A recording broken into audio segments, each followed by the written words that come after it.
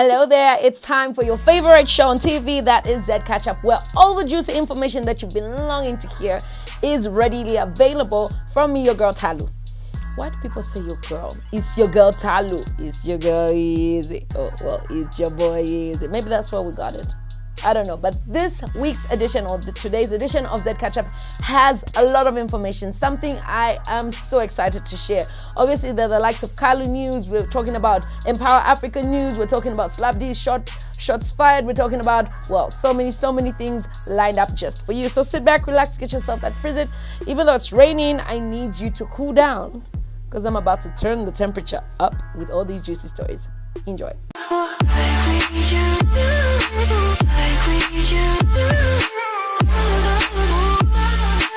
So let's jump right into it. Before I even go into so many details, yesterday we just ended the national mourning that we're having for the late Vice President of Zambia, Mr. Lupanda, and it was a very sad time for Zambians all across the country, all across the world. And what can we say? God gives and God takes, but this one was a bit sad. Moving on. So Great Kalu, known as Kalu Shawalia, was banned apparently for some malpractices here and there. We heard that news and it was all over social media, but we have noticed that as of yesterday, the ban was lifted. Now he is, he appealed apparently and the ban was lifted, so he's able to now work and perform, and he's so excited. As we can see from his statement, he is ready to get back to work. With people like Kalu Shawalia, soccer is their life, if I'm not mistaken. So this ban, I think it took a part of him away. So a lot of people are excited, especially people like Nkwento Tembwe, who has been posting non-stop all over social media on how excited he is. Here's some of the things that he's been saying concerning Kalu's lift, or Kalu's ban lift. Well, there you have it. Kalu Shawalia is back in business. Anyway, so it's all over social media. He did a press statement and good for him. It's good to have you back. You're a legend. We love you. We appreciate your hard work and all that you're doing when it comes to football. I believe he's doing quite a lot, and he's been for some time now. So that's a bit scary, having something that you've been doing all your life taken away from you. I don't know how or what I would do. For example, if you can tell, I have a hoarse voice because I decided to be screaming a lot over the weekend. And that last night I could barely speak. I had no voice at all. Now, not being able to talk now, that's something else. I don't think I can live my life without my voice. It's just something crazy. So we practically understand what he was going through. But well, congratulations, Kalu Shawalia, and welcome back. Moving on, I am ecstatic. I was innocently walking down the streets of Kumayaji, that was Twitter, and I came across the top 10 Empower picks from Mr. Izzy. Now, he had announced earlier that he was going to pick 10 of the people from the 100 that he had picked to accompany him all the way to Cape Town, where they were going to attend a musical masterclass. Now, this masterclass was going to have big-time producers, big-time, artists working on it, and these people will be there for a week learning, a week or 2 weeks, learning all they need to know. You know what excited me is the fact that out of these top 10 that he picked, most of them actually Zambians. I saw the likes of Ruth Roddy, yeah girl. I'm proud of her specifically, like out of everybody. I'm extremely proud of Ruth Roddy because I'm praying and hoping that this will brand her so well and will get her out of her comfort zone, out of her leaning against whatever it is that may have happened in the past, out of all those things, you know what I mean? Like, this is all about Ruth Roddy, her alone. No one else, no cycles or no cycle base, no guys with nothing but her. I really hope that this will unleash the Ruth Roddy that she's meant to be. She's beautiful, she's talented. It's amazing. I want to say congratulations, Ruth. You go represent very well, and we want you. No one else, just you. You in your entire being, no one else. I'm going to say this a lot of times. Ruth, no one but you. We're interested in you and what you can offer us. Don't remind us of who is affiliated to you and your past. We're not interested. It's old news, huh? Hi, mama. Also, the likes of Trina South, she made it, which is amazing. We have Nemo also made it to that one. There's Jed Robbie, He also made it. This guy's not Zambian. Yes, he's not Zambian. Well, Sadimu Mavoice. Yeah, he also made it. He's from Tanzania, which is good. Congratulations. Wonderful, wonderful, wonderful. There's a lady called Betty. There's Joboy. Joboy also made it to this list of people making it. Nikita Karen, this one's from Kenya. She made it also. So congratulations to everyone who made it, especially the Zambians. Not that I'm being biased, but congratulations to everybody who made it. Yeah, go and represent. Go and represent us very, very well. Now moving on. Now that we're talking about Empower and what was going on, there was a little tweet that went viral. Now this tweet went viral on Saturday morning at 6:55. Don't ask me how I know, because I was up and I was busy watching tweets or reading tweets and watching videos, something like that. So this is the tweet. It came from Slapty. You know, if you're tweeting at 6, it must say something. What were you doing at 6? You are up thinking either you're just like still a bit drunk, or you are sober and can't sleep, like you had an early night. I don't know. But this is the tweet from Slapty. He said, what happened to Empower? What happened to Empower what? Who won what? Who made it out of that? Whose brand made what? So this tweet was at 6:55 a.m. in the morning on the 26th of January 2019. Now, as usual, the Twitterverse is not your friend. You don't mess with them. They are learned and they will tear you down. I'm telling you this as advice. So here goes. Here are some of the tweets that hit back. Now, this is this week's edition of Shots Fired. Wait. Shots fired. Oh, to Slap D for that tweet. Let's look at the tweets.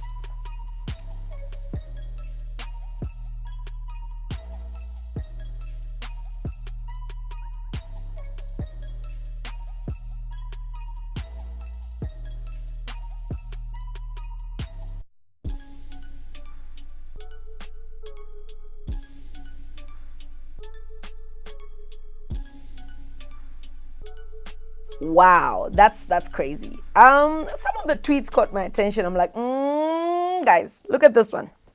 XYZ auditions ended up where? Let me not go far. XYZ artists ended up where? Can't even do anything for his own camp, but kupoka poka monga mapimpo yake. Number 1, your king irritates me. Wasn't Slapdy charging upcoming artists to audition for XYZ? Who won that competition? So now I want to come back. Some people actually supporting him, and they're like, you know what, he was just asking, let's not what, and you know, let's not all jump to conclusion and make him feel like he's such a bad person. You know, there's a guy who came up and said, how are people triggered? These are just questions. It's not even that deep, you know? And then there's another person who came across and said, as in, I'm also shocked. What has he done? So if someone else, more people came and said, if someone else tweeted this, it wouldn't be an issue. People are just hungry on this app. Then obviously someone else came back and said, no, it's the manner in which he asked the question. Now, ladies and gentlemen, when it comes to social media posts, I always mention this. Nobody really cares what your intent was. They'll just take it as it comes out. So if someone's going to post something saying what, you know what I mean? Like it came out from the post, people assume it came out like he was mocking the entire process, everything about it. Because he said, what happened to Empower what? Who won what? Who made it off that? Whose brand made what? The truth is, these questions were important because we saw Mr. Izzy, he came through and whatnot. We didn't know about, you know, if we didn't know about him picking these 10 people for the masterclass. We actually don't know what's going to happen to the 90 because he picked 100. What was that about? Is he helping the 90, these 10, the superior ones? We really do need answers, of course. And maybe that was his concern. Bringing up old stuff that happened with him, maybe that's not the best route to use, because now, at the same time, the manner in which he asked maybe was a little bit, made people talk back, you know what I mean? Despite the fact that his questions were important, and luckily, as soon as he asked the question, honestly speaking, we saw the top 10 picks coming out from nowhere, bam, bam, bam, and we know, oh my God, Ruth Ronnie made it, oh my God, Nima made it, oh my God, Trina South made it. After his tweets, that's when we started seeing that. So maybe we could be thanking him for enhancing that push for announcing the masterclass. We just don't know, because he's not a small time artist, he's a big time artist. Now the only other problem is Like in his song, in for a long time, he talks about, there's a sentence in his verse where he talks about he was asked to open for Mr. Easy. And he asked them to charge them the same fee because, well, he's a big artist in this country, despite the fact that Mr. Izzy is coming through, but he's a big artist in his country. You know what I mean? So maybe people may be concerned that he's sparking some kind of tension with Mr. Izzy. You guys know I love Mr. Izzy, but then I'm so patriotic. So I wonder where that leads me. Am I going to be patriotic? Or am I going to, well, offer Mr. Izzy that passport, that Zambian citizenship I've been longing to give him? Because he's been supportive all this time. I'm thinking about it. But stick around, don't go anywhere.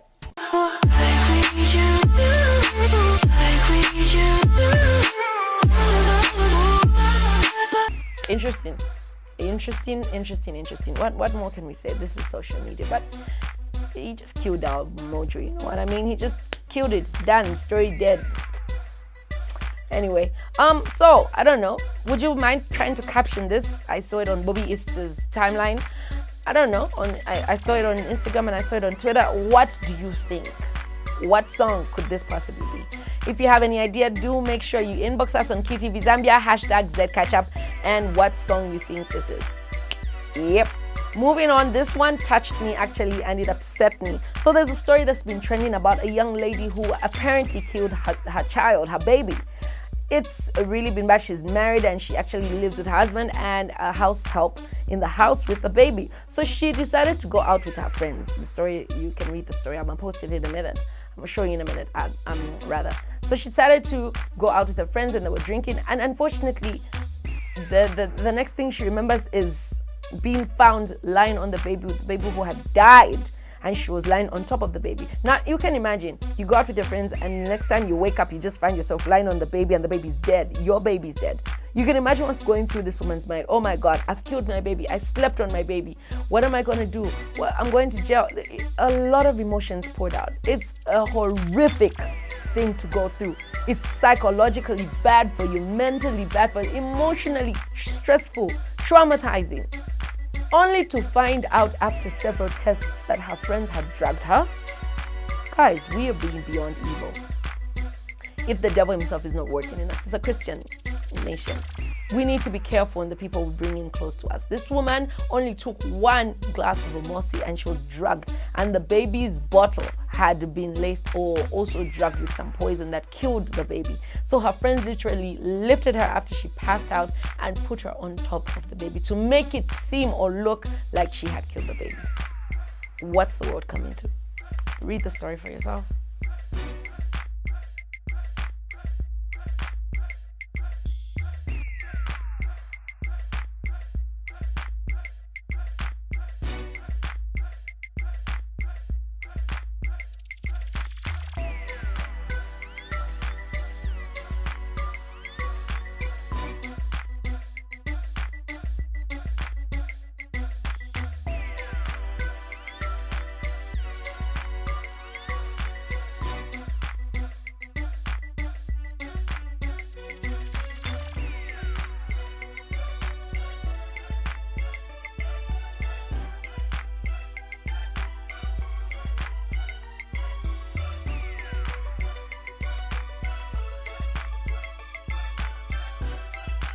Like she's not a beautiful woman. Come on. Be very cautious, especially when it comes to children. Be very, very cautious who you bring near you or in your circles. You just never know. Because I'm thinking this woman must have trusted these other women. She definitely must have trusted them.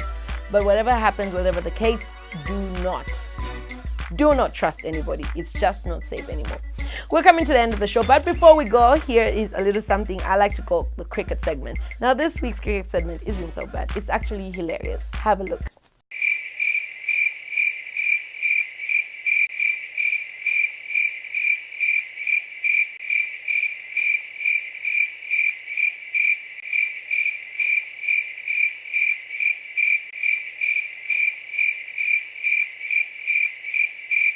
That's about it. Thank you so much for joining me on Z Catchup, where you get caught up on all the things happening on your Z online platforms. Bye-bye.